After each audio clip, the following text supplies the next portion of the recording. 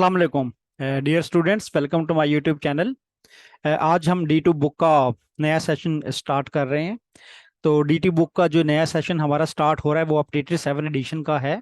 हम जितने भी क्वेश्चंस करेंगे, जितने भी एक्सरसाइजेज करेंगे, वो अपडेटेड 7 एडिशन से होंगे। तो आज मैं चैप्टर नंबर 2 से स्टार्ट लूंगा। चैप्टर नंबर 2 के एक्सरसाइज 2A।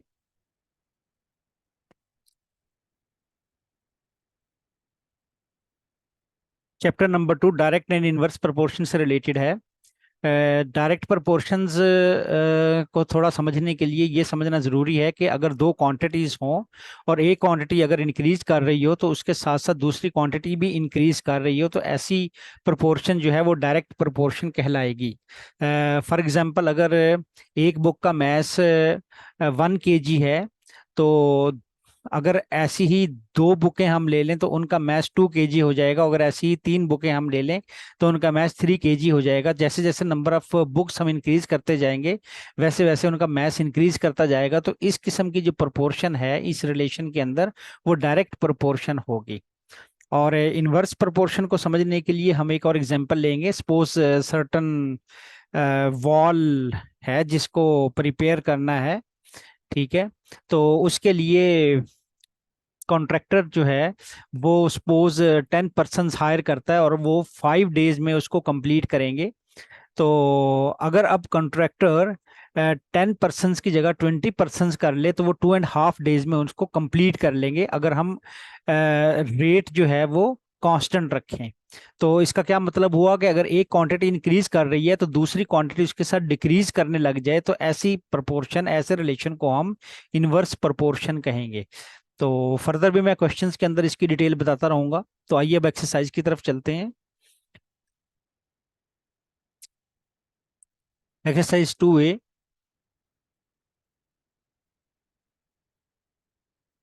देखिए question number 1। 108 identical books have a mass 30 kg. Find mass of 150 such statements, such books. तो यहाँ पे ये देखें जरा, एक ये नॉन स्टेटमेंट गिवन है यहाँ पे। इसको मैं नॉन स्टेटमेंट बोलता हूँ। नॉन स्टेटमेंट के पहले से दोनों क्वांटिटीज के बारे में बता दिया है कि कितनी बुक्स हैं। अगर मैं इनकी रेशो बना लूं, बुक्स की और मैथ्स की रेशो, मैथ्स यहाँ पे केजी में लिया जा रहा है। अगर मैं अब देखें, यहाँ पे बुक्स कितनी गिवन है, 108, और इसका इन बुक्स का मैथ जो है वो 30 kg बताया गया है। तो ये दोनों क्वांटिटीज की वैल्यू हमारे पास गिवन है, क्वेश्चन में गिवन है। तो ऐसी स्टेटमेंट जिसमें दोनों वैल्यूज गिवन होंगी उसको हम नॉन स्टेटमेंट बोलेंगे, और वो हम स्टार्ट में लिख लेंगे। जैसे मैं यहाँ ऊपर लिख लूंगा 108 बुक्स, और उसका जो मैथ है 108 बुक्स का, वो have a math of 30 kg। तो अब हमने क्या फाइंड करना है पार्ट 1 के अंदर। पार्ट 1 में हमने मैथ्स फाइंड करना है। Find maths of 150 such books. तो हमने मैथ्स फाइंड करना है, तो हमें बुक्स गिवन है कितनी, 150। तो इनका हमें मैथ्स फाइंड करना है। तो अब हम इस क्वेश्चन को जरा आगे बढ़ाने से पहले एक बड़ा इंपॉर्टेंट कॉन्सेप्ट डिस्कस करेंगे यहाँ पे। वो कॉन्सेप्ट क्या है कि हमें देखना पड़ेगा कि बुक्स में और मैथ्स में, बुक्स में और मैथ्स में क्या रिलेशन है। तो देखें जरा, बुक्स का अगर मैं अगर बुक्स मैं इंक्रीज करता जाऊं तो उनका मैथ्स भी इंक्रीज करता जाएगा। तो ये मेरे पास जो रिलेशन है, ये क्या रिलेशन बन गया, जैसे मैंने पहले बताया, ये डायरेक्ट रिलेशन बन गया, डायरेक्ट प्रोपोर्शन बन गया। तो मैं यहाँ पे लिख दूंगा डायरेक्ट प्रोपोर्शन। तो यहाँ पे मैं वर्ड लिख दूंगा डायरेक्ट प्रोपोर्शन। तो डायरेक्ट प्रोपोर्शन के जो क्वेश्चन होंगे उसमें मैं क्या करूंगा, इनको फाइंड आउट करने के लिए उनको किस तरह सॉल्व करूंगा। जितने भी डायरेक्ट प्रोपोर्शन के क्वेश्चन होंगे उनमें मैं क्रॉस मल्टीप्लाई करवा दिया करूंगा, जिस तरह मैं यहाँ पे करवा रहा हूँ। तो 108 को x से मल्टीप्लाई करवा दूंगा, तो 108x। मेथड सीख लें। 108x और 150 मल्टीप्लाई बाय 30। तो जितनी भी डायरेक्ट प्रोपोर्शन होंगी उसमें हम ये क्रॉस मेथड यूज करेंगे अननोन वैल्यू को निकालने के लिए। और सबसे पहले जो नॉन स्टेटमेंट है ना वो मैं सबसे ऊपर लिख लूंगा। ये मेरी कौन सी स्टेटमेंट है? ये मेरी नॉन स्टेटमेंट है।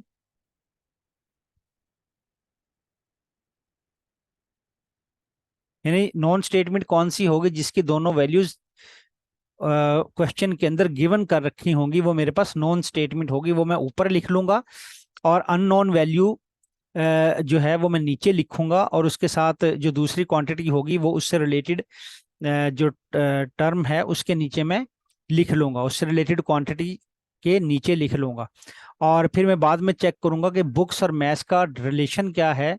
तो देखें, बुक्स और मैथ्स का रिलेशन डायरेक्ट है, क्योंकि नंबर ऑफ बुक्स अगर मैं इंक्रीज करता जाऊं तो मैथ्स भी इंक्रीज करता जाएगा। जैसे कि मैंने पहले बताया था कि अगर बुक्स को मैं इंक्रीज करता जाऊं तो मेरा मैथ्स भी इंक्रीज करता जाएगा। तो ये मेरा डायरेक्ट रिलेशन हुआ।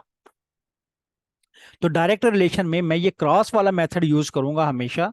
तो जब मैंने क्रॉस किया 108 मल्टीप्लाई बाई एक्स और is equal to 150 multiply by 30। अब इस 108 को मैं इधर ला के नीचे डिवाइड कर दूंगा, क्योंकि एक्स के साथ ये मल्टीप्लाई हो रहा है। तो 150 मल्टीप्लाई बाई 30 डिवाइडेड बाई 108।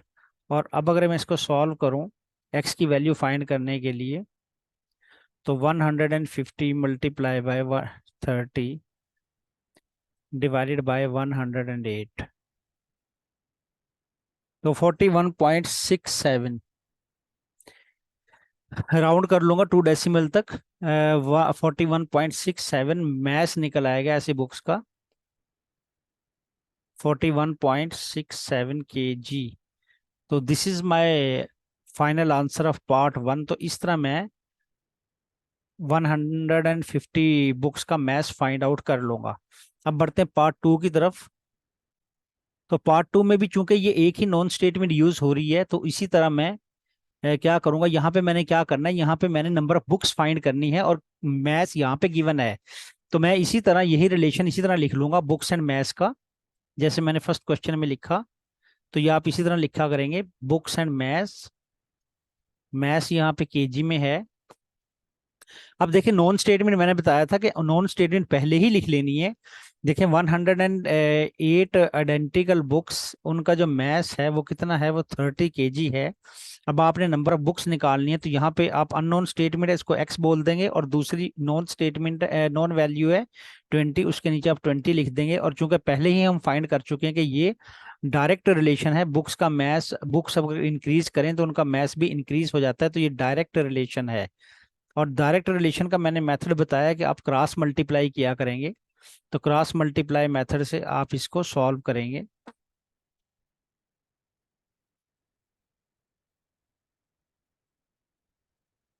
मैं इसको जरा अगले क्वेश्चन को नीचे कर लेता हूँ। तो 108 मल्टीप्लाई बाई 20 और x मल्टीप्लाई बाई 30, तो आप दोनों में से किसी को भी पहले लिख सकते हैं लेफ्ट राइट पे, लेकिन हम x मल्टीप्लाई बाई 30 को पहले लिखेंगे। तो क्योंकि मैंने x को बाद में सब्जेक्ट बनाना है, तो इसलिए मैं इसको लेफ्ट हैंड साइड पे लिख लूंगा। वैसे तो 108 मल्टीप्लाई बाई 20 को भी आप लेफ्ट साइड पे लिख सकते हैं। तो 30 multiply by X, 30x is equal to 108 multiply by 20। अब x को सब्जेक्ट बना लें, x फाइंड करना है, नंबर ऑफ बुक्स फाइंड करनी है। तो 108 मल्टीप्लाई बाई 20, तो डिवाइडेड बाई 30। और 3 को इससे मल्टीप्लाई कर दूं, 3 3 ज़ा 9, 3 6 ज़ा 18, 72 books. This is my answer of part 2।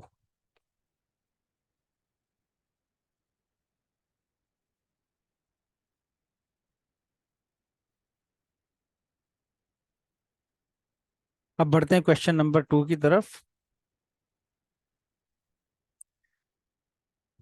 In a bookstore, 60 identical books occupy a length of 1.5 meter on a shelf. Find length of occupied by 50 such books on the shelf. तो length पूछी जा रही है। तो इसमें दो चीजें given है, एक बुक्स गिवन है और बुक्स जिस शेल्फ पे रखी है उसकी लेंथ गिवन है। दो चीजें गिवन है। तो 60 बुक्स की लेंथ जो है वो बता दी है शेल्फ की, वो 1.5 है। तो 50 बुक्स की लेंथ जो है वो पूछ रहा है शेल्फ की कितनी लेंथ होगी। तो दो चीजें हैं यहाँ पे, तो दोनों चीजों की मैं रेशो बनाऊंगा। किसकी बनाऊंगा? एक बुक्स बनाऊंगा, एक शेल्फ बनाऊंगा। क्वेश्चन नंबर 2, एक मैं बुक्स की और दूसरा मैं शेल्फ की रेशो बनाऊंगा, क्योंकि ये दोनों का डाटा गिवन है यहाँ पे। तो अगर मैं देखूं तो डाटा लिखे बगैर मैं यहाँ से इनकी रेशो फाइंड आउट कर सकता हूँ, क्योंकि अगर मैं इसका रिलेशन फाइंड आउट कर सकता हूँ, क्योंकि अगर मैं नंबर ऑफ बुक्स इंक्रीज कर दूं तो मेरे पास शेल्फ की लेंथ जो है ना वो भी इंक्रीज हो जाएगी, और ये शेल्फ की लेंथ जो है वो किस में है? वो मीटर में है। शेल्फ की लेंथ मीटर में है। तो मेरे पास ये कौन सा रिलेशन आया? ये मेरे पास डायरेक्ट रिलेशन आया। क्यों? जैसे कि मैंने बताया कि अगर मैं बुक की नंबर ऑफ बुक्स इंक्रीज कर दूं तो शेल्फ की लेंथ ऑटोमेटिकली इंक्रीज करनी पड़ जाएगी बुक्स को अकोमोडेट करने के लिए। तो ये डायरेक्ट रिलेशन है। तो आप इस तरह डायरेक्ट रिलेशन को पहले भी लिख सकते हैं, क्योंकि इससे डाटा का कोई ताल्लुक नहीं होता। ये रिलेशन जो है दोनों क्वांटिटीज के दरमियान में होता है। तो देखिए ये नॉन स्टेटमेंट है मेरे पास, 60 identical books occupy length of, ये नॉन स्टेटमेंट है। तो इस नॉन स्टेटमेंट को हम क्या किया करते हैं? पहले लिख लिया करते हैं। ये नॉन स्टेटमेंट है, तो नॉन स्टेटमेंट के डाटा को आप पहले लिख लेंगे। क्या है यहाँ पे? 60 आइडेंटिकल बुक्स और उनकी जो शेल्फ की जो लेंथ गिवन है ना वो 1.5 मीटर में है। देखना, याद रखना, ये मीटर में है। तो अब फर्स्ट पार्ट में हमने क्या करना है, क्या पूछ रहा है वो, कि 50 बुक्स की लेंथ फाइंड करवा रहा है हमें। ये अननोन वैल्यू मैंने फाइंड करनी है। चूंकि मेरे पास डायरेक्ट रिलेशन है इसलिए मैं इसको क्रॉस मल्टीप्लिकेशन वाले मेथड से सॉल्व करूंगा। अब मैं 60x को पहले लिख लेता हूँ लेफ्ट हैंड साइड पे, क्योंकि ये मैंने x को सब्जेक्ट बनाना है। तो 50 मल्टीप्लाई बाय 1.5। तो यहाँ x और 50 मल्टीप्लाई बाय 1.5, x 60 के साथ मल्टीप्लाई हो रहा है तो 60 यहाँ पे आके डिवाइड हो जाएगा। तो इसको मैं कैलकुलेटर लगा के सॉल्व कर लेता हूँ। 50 मल्टीप्लाई बाय 1.5 डिवाइडेड बाई 60, तो 1.25 metre is the answer of part 1। ये बुक की जो शेल्फ है उसकी लेंथ निकल आई। अब सेकंड पार्ट में वो क्या पूछ रहा है? सेकंड पार्ट में देखें जरा।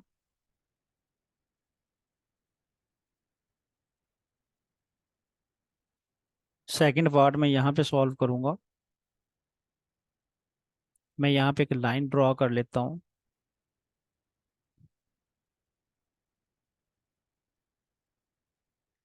सेकंड पार्ट पे देखें, सेकंड पार्ट को थोड़ा सा मैं ऊपर करके लिखता हूँ। सेकंड पार्ट में देखें, वही क्वांटिटी हम रेशो में लिख लेंगे। बुक्स रेशो शेल्फ की लेंथ किस में? मीटर में। तो यहाँ पे देखें क्या पूछ रहा है। नॉन स्टेटमेंट तो मैं पहले ही लिख लूंगा, जैसे मैं उस क्वेश्चन में पार्ट 1 में मैंने लिखी, वो आप स्टार्ट में लिखेंगे जिस तरह का मैंने बताया अकॉर्डिंग टू मेथड। तो 60 बुक्स और उनकी जो लेंथ है वो 1.5 है, उनकी शेल्फ की जो लेंथ है। अब क्या पूछ रहा है पार्ट 2 में कि 80 सेंटीमीटर की अगर शेल्फ हो तो फिर कितनी बुक्स आएंगी? तो ये तो अननोन क्वांटिटी हो गई, इसको मैंने फाइंड करना है। अब देखें यहाँ पे एक point to be noted, 80 centimetre है, जबकि मैंने शेल्फ की लेंथ मीटर में लिखी है। तो हमें 80 सेंटीमीटर को मीटर में कन्वर्ट करना पड़ेगा।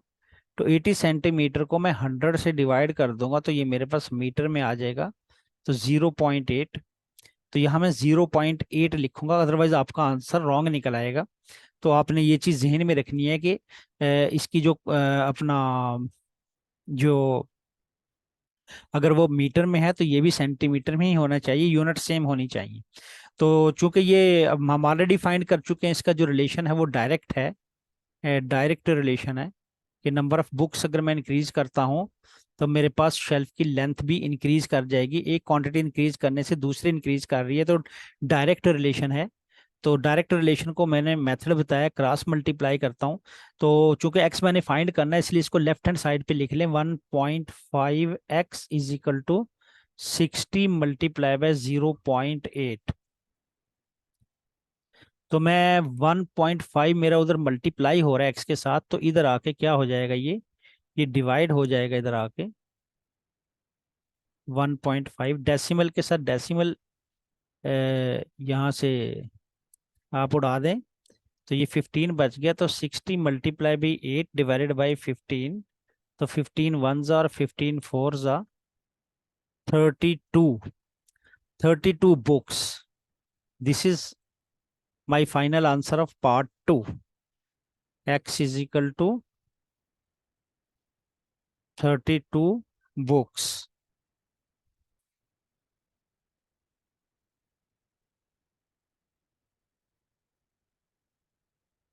तो ये मेरा पार्ट यहाँ पे सॉल्व हो गया। अब बढ़ते हैं पार्ट 3 की तरफ। इसको मैं थोड़ा सा ऊपर उठा लेता हूँ।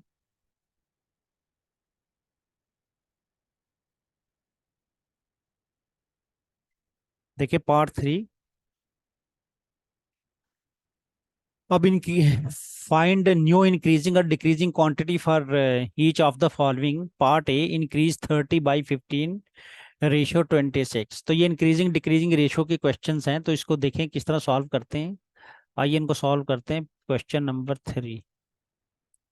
तो ये देखें, ये वैल्यू स्मॉलर है 15, और 26 जो है वो लार्जर वैल्यू है। तो ये इंक्रीज हो रही है वैल्यू, स्मॉल वैल्यू से लार्ज वैल्यू। तो ये रेशो जो है ये इंक्रीजिंग रेशो कहलाएगी। तो मैं यहाँ पे लिख लूंगा इंक्रीजिंग रेशो 15 रेशो 26। तो अब मैं क्या करूंगा, क्या पूछ रहा है वो कहता है 30 को इंक्रीज करो इस रेशो से। तो 30 मेरी ओल्ड वैल्यू है, और इस रेशो से मैंने न्यू वैल्यू फाइंड करनी है। तो मैं ओल्ड से ओल्ड और न्यू की एक रेशो बना लेता हूं। अब देखें ओल्ड मेरे पास क्या है, क्योंकि क्योंकि ये इंक्रीजिंग रेशो है, ये इंक्रीज हो रही है वैल्यू, तो न्यू वैल्यू जो आएगी वो इंक्रीजिंग वैल्यू होगी, यानी कि वो लार्जर वैल्यू होगी। तो इसका मतलब है कि 15 जो है ये स्मॉलर वैल्यू है और 26 लार्जर वैल्यू है।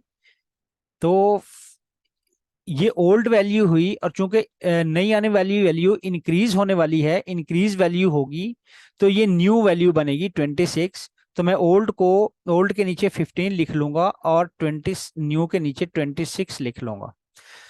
दोबारा फिर समझ लें। सबसे पहले तो आपने ये देखना है कि ये इंक्रीजिंग रेशो है, ये डिक्रीजिंग रेशो है। तो देखिए ये इंक्रीजिंग रेशो है, क्यों इंक्रीजिंग है कि एक ये स्मॉलर वैल्यू लार्जर वैल्यू में इंक्रीज हो रही है। तो हमने इस इंक्रीजिंग रेशो को यूज करते हुए 30 की जो हमारी ओल्ड वैल्यू होगी उसको हम उससे हमने न्यू वैल्यू फाइंड आउट करनी है।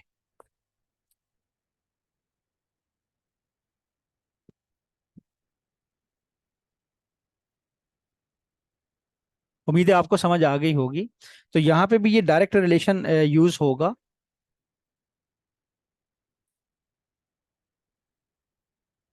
तो मैं क्रॉस मल्टीप्लाई यूज कर लेता हूँ।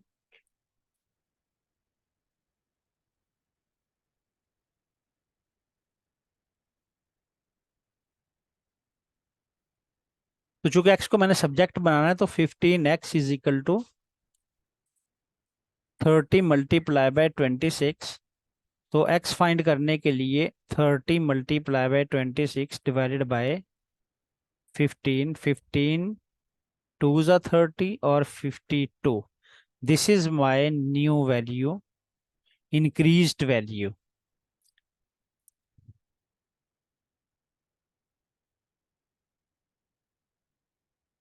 अब बढ़ते हैं अगले पार्ट की तरफ, पार्ट बी की तरफ। पार्ट बी मैं इधर ही कर लूंगा। This was my first part,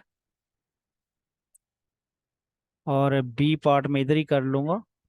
तो यहाँ पे देखें जरा, डिक्रीजिंग रेशो यूज हो रही है। डिक्रीजिंग रेशो कैसे? जिस तरह मैंने फर्स्ट पार्ट में आपको समझाया, डिक्रीजिंग रेशो इसलिए कि ये 11:8 है, तो 11 जो है वो लार्ज वैल्यू है और 8 स्मॉलर वैल्यू है, तो ये डिक्रीज हो रही है वैल्यू 11 से 8 में, तो ये डिक्रीजिंग रेशियो है, तो मैं इसको लिख लूंगा डिक्रीजिंग रेशियो।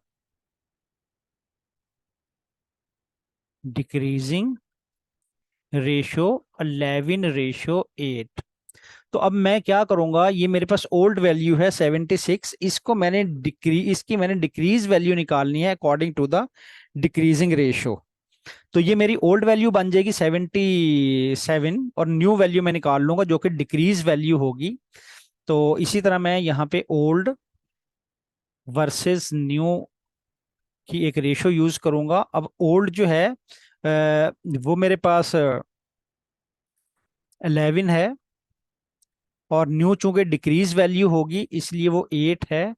और यहाँ पे 77 को मैंने डिक्रीज करवाना है, तो 77 मेरे पास ओल्ड वैल्यू बनेगी और जो नई वैल्यू डिक्रीज होके आएगी वो मेरे पास एक्स बन जाएगी। क्रॉस मल्टीप्लाई का मेथड लगेगा इस पे।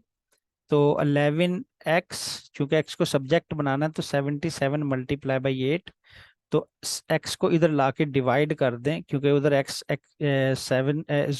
11 जो है वो x के साथ मल्टीप्लाई हो रहा है, तो इधर आके राइट हैंड साइड पे वो डिवाइड हो जाएगा।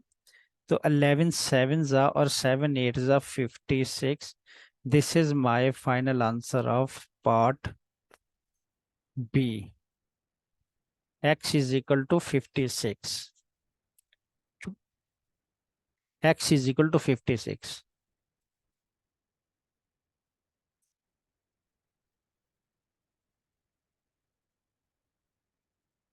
तो बढ़ते हैं अगले पार्ट की तरफ। इसको मैं थोड़ा ऊपर कर लेता हूँ। तो इसी तरह यहाँ पे पार्ट सी, अब ये इंक्रीजिंग रेशियो यूज हो रही है क्योंकि फर्स्ट वैल्यू स्मॉलर है और सेकंड वैल्यू लार्जर है, तो ये इंक्रीजिंग रेशियो है। Increasing ratio 3:7। तो ये मेरे पास जो नई वैल्यू आएगी ये ओल्ड वैल्यू है 39, जो न्यू वैल्यू मेरे पास आएगी वो लार्जर वैल्यू होगी क्योंकि इंक्रीजिंग रेशियो से लार्जर वैल्यू आती है।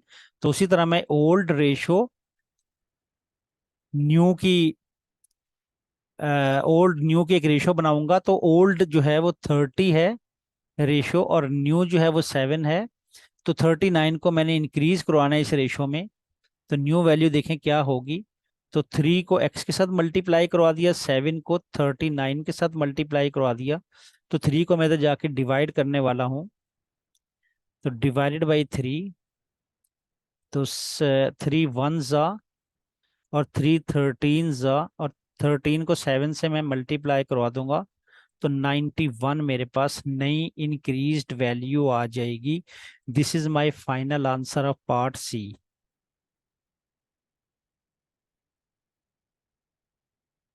तो डी पार्ट को मैं इधर ही कर लूंगा, यहाँ पे मैं एक लाइन प्लेस कर देता हूँ। तो डी पार्ट में भी मैं इसी तरह इंक्रीजिंग रेशियो को यूज कर डिक्रीजिंग रेशियो को यूज करूंगा। यहाँ पे रेशियो डिक्रीज हो रही है।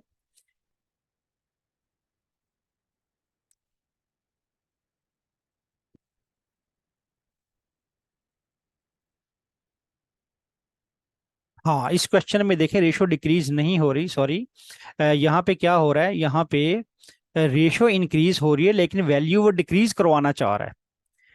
This is the most important question. यहाँ पे देखें रेशियो इंक्रीज हो रही है जबकि वो वैल्यू को डिक्रीज करवाना चाह रहा है, तो वैल्यू डिक्रीज तो डिक्रीजिंग रेशियो से होगी। तो मैं इस रेशियो को चेंज करके डिक्रीजिंग रेशियो में कन्वर्ट कर लूंगा। देखिए मेरे पास ये इंक्रीजिंग रेशियो है क्योंकि स्मॉलर से ग्रेटर जा रही है वैल्यू। इंक्रीजिंग रेशियो है, तो मैं इसको चूंकि मैंने अपनी वैल्यू 15 को डिक्रीज करवाना है तो इसको मैं डिक्रीजिंग रेशियो में कन्वर्ट कर लूंगा।